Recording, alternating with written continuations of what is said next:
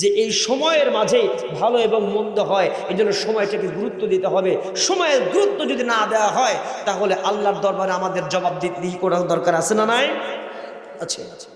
আল্লাহ তাআলা সময়ের কথা বুঝিয়েছেন। একটা হাদিস বলি, খেয়াল করেন। আল্লাহর নবী জনাবে মুহাম্মদ রাসূলুল্লাহ সাল্লাল্লাহু আলাইহি ওয়াসাল্লাম জানিয়ে দিয়েছেন, পৃথিবীর মানুষ শোনো, হাসরের ময়দানে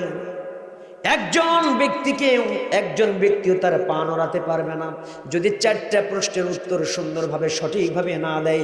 জোরে জোরে বলেন আল্লাহু আকবার। সারা জীবন তুমি কোন কাজে ব্যয় করেছো অবশ্যই তোমাকে জানিয়ে দিতে হবে। 2 নম্বর আল্লাহ তাআলা জানিয়ে দিচ্ছেন, আল্লাহ প্রশ্ন করবেন, যৌবনকালটা তুমি কোন কাজে ব্যয় করেছো?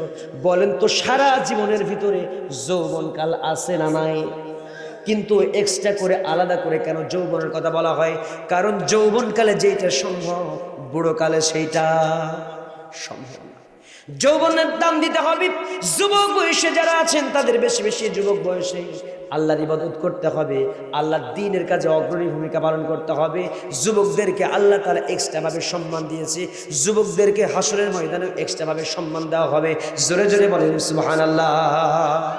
কোন পথে আপনি উপার্জন করেছেন আর কোন পথে উপার্জনের টাকাটা ব্যয় করেছেন? আপনার টাকা কি মসজিদের কাজে লেগেছে? আপনার টাকা কি মাদ্রাসার কোনো কাজে লেগেছে? জনকল্যাণমূলক কাজে লেগেছে? রাস্তাটা ভাঙা, রাস্তায় মাটি কাটার কাজে লাগছে? গরিব দুঃখীর কাজে লাগছে? নাকি আপনার টাকাটা ওই মাহিয়া মাহি আপার সিনেমার কাজে লাগছে? কথা বলে, আপনার টাকাটা কোন কাজে লাগলো এটা হিসেব দিতে হবে। কোন সময় উপার্জন করেই চুপ করে বসে থেকে মনে করলেন অনেক কিছু হয়েছে না। উপার্জন করেছেন হালাল, খরচটা করতে হবে হালাল জায়গায়। উপার্জন হালাল, খরচ করছে হারাম জায়গায়, তাও খবর আছে। উপার্জন হারাম, খরচ করছে হালাল জায়গায়, তাও খবর আছে।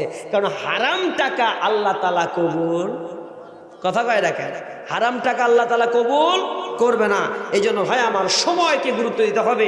সময়টা অত্যন্ত গুরুত্বপূর্ণ একটা জিনিস। সেই সময় নিয়ে আল্লাহ তাআলা কসম করলেন, সময়টা আমাদের গুরুত্ব দিতে হবে। তাফসীরের কিতাবের ভিতরে আসি, একটা বরফ যেমন করে গলে গলে শেষ হয়ে যাচ্ছে, ঠিক তেমনি করে আমাদের সময়টাও তেমন যেন গলে গলে সব শেষ হয়ে যাচ্ছে, আমরা টের পাচ্ছি না। প্রত্যেকটা মানুষের সময় কেমনে যায় জানেন? আপনি প্রত্যেক দিন মৃত্যুর দিকে কত কিলোমিটার বেগে ছুটছেন? 1,86,000 মাইল বেগে যেমন ছোটে আলোর গতি কতটুকু বলেন তো? আলোর গতি 1,86,000 মাইল প্রত্যেকটা সেকেন্ডে। যেমনি করে আপনি পৃথিবী শেষ হয়ে যাচ্ছে, পৃথিবীর চতুর্পাশে যেমন পৃথিবী যেমন ঘুরছে, আলোর যেমন গতিবেগ, ঠিক তেমনি করে এই পৃথিবীতে আপনাকে একটা নির্দিষ্ট টাইম দেওয়া হয়েছে। এই নির্দিষ্ট টাইমটা প্রত্যেক দিন কেটে কেটে কেটে কেটে শেষ হয়ে যাচ্ছে, কিন্তু আমরা টের পাচ্ছি না। কথা বলেন ঠিক কিনা? ভাই আমার, এমনি করে আপনাকে আমাকে একদিন শেষ হয়ে দুনিয়া থেকে বিদায় হতে হবে। এজন্য সময়ের গুরুত্ব দেওয়ার দরকার আছে না নাই? আছে। আল্লাহ রাব্বুল আলামিন সুন্দর করে জানিয়ে দিলেন, ইন্নাল ইনসানা লাফি খুসর, প্রত্যেকটা মানুষ আছে ক্ষতির মধ্যে। ইল্লা মানে ব্যতীত, আল্লাযীনা মানে যারা, ইল্লাল্লাযীনা আমানু যারা ঈমান এনেছে। জোরে বলেন সুবহানাল্লাহ। তারা ক্ষতিগ্রস্ত হয় নাই যারা ঈমান এনেছে। এখন ঈমানদার ব্যক্তিরা কেমন ক্ষতিগ্রস্ত হয় নাই, তারা কোন শ্রেণীর ঈমানদার সেটা আমাদের জানার দরকার আছে না নাই? আমি একটু আমার মতো করে বুঝাবো। প্রত্যেক আলোচনার বক্তার একটু ভিন্ন ভিন্ন ভঙ্গি থাকে, ভিন্ন ভিন্ন বোঝানোর ক্যাপাসিটি থাকে। এক এক ফুলের এক এক ধান, কথা কয় না? রজনীগন্ধার একরকম, গোলাপের একরকম, কথা বলেন। ভিন্ন ভিন্ন মধুর ভিন্ন ভিন্ন স্বাদ আছে না নাই? তো আমি আমার মতো করে, আমার ব্যক্তিগত চিন্তা গবেষণা থেকে আমি যে কথাটা বলতে চাই সেটা হলো এই, একজন ইমানদার কেমন ইমানদার হবে। সে ইমানদারের আগে প্রথম নাম্বার একটু বর্ণনা শোনায় যে ইমানদারদের জন্য কেমন সুসংবাদ আছে। সুবহানাল্লাহ, পায় না? কোরআন থেকে শুনে নাকি বলে আল্লাহ রাব্বুল আলামিন সুন্দর করে জানিয়ে দিলেন, ইমানদার যারা হবে আল্লাহ তাদের সম্পর্কে বললেন, ইন্নাল্লাযীনা আমানু ওয়া আমিলুস সালিহাতি কানাত লাহুম জান্নাতুল ফিরদাউসি নুজুলা খালিদিনা ফিহা লা ইয়াবগুনা আনহা হিওয়ালা। আল্লাহ তাআলা জানিয়ে দিচ্ছেন ইন্নাল্লাযিনা মানে যারা আমানু ঈমান এনেছে এরপরে আমলে সলে যারা করেছে নেক কাজ করেছে আল্লাহ রাব্বুল আলামিন তাদেরকে জান্নাতুল ফিরদাউসের ভিতরে মেহমানদারি করাবেন। জোরে জোরে বলেন সুবহানাল্লাহ। আল্লাহ তাআলা শুধু এখানে শেষ করলেন না, অন্য একটা আয়াতে কারিমার ভিতরে আল্লাহ তাআলা বলেন ইন্নাল্লাযীনা আমানু ওয়া আমিলুস সলিহাতি উলাইকা হুম খায়রুল বারিয়া। জোরে জোরে বলি আল্লাহু আকবার। যারা ঈমান আনেছে, ঈমান আনার পরে আমলে সলে যারা করেছে আল্লাহ তাআলা বলছেন উলাইকা, তারা হলো খয়রুল বারিয়া, এই পৃথিবীর জমিনে সর্বশ্রেষ্ঠ, তারা সৃষ্টির মধ্যে শ্রেষ্ঠ জাতি। জোরে বলেন সুবহানাল্লাহ।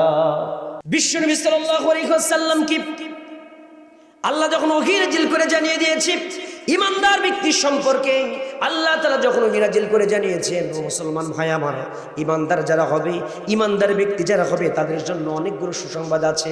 আল্লাহ তাআলা বলেন ইন্নাল্লাযীনা ক্বালু রাব্বুনাল্লাহু সুম্মা ইসতাকামু তাতানাজ্জালু আলাইহিমুল মালাঈকা আল্লা তাখাফু ওয়া লা তাহজানু ওয়া আবশিরু বিল জান্নাতি التي كنتم توعدون।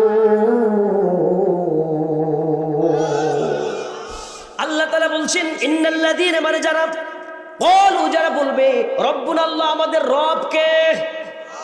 ঈমান এনেছে যারা, ঈমানদার ব্যক্তি যারা বলবে আমাদের রব আল্লাহ, সুম্মা এরপরে সুম্মাস্তাকামু, এরপরে ইস্তেকামাত থাকে, প্রতিষ্ঠিত থাকে, এর উপরে সুদৃঢ় থাকে, আল্লাহ রাব্বুল আলামিন তাদের জন্য ফেরেশতা নাজিল করে দেন।